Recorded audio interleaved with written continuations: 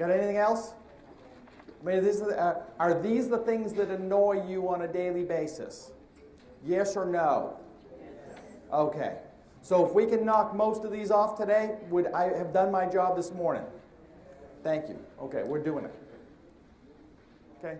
All of these can be broken down. Okay, M11. No, it's probably not. How many rooms? How many rooms are you? Okay, so you got the question. What should I buy? How many rooms are you? 4. You don't need a second autoclave. You do not need a second autoclave. You do not need a second autoclave. Your system's screwed up. Okay? So you asked the question, you got an answer. If you sat closer, I give you chocolate. No chocolate for you.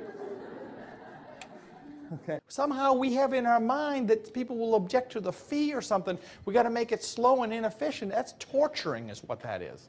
Our job is to make it fast and efficient. Works for them, works for us. So you got to focus on your systems to go ahead and change that. How many checkout lanes at a Walmart? I mean, really, how many checkout lanes at a Walmart? Like 20, right? Now, how many of them are open all the time? None, okay? 1. What the, and you think, Walmart's got to be stupid, right?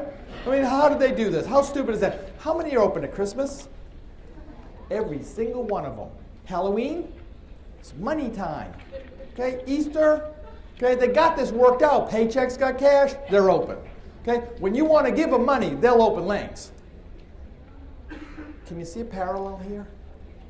Okay, if a treatment room costs more like a checkout at a Walmart instead of like a chapel, okay, then how many are you going to have?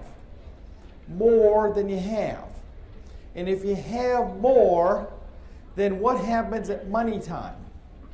You can do more dentistry. It's amazing.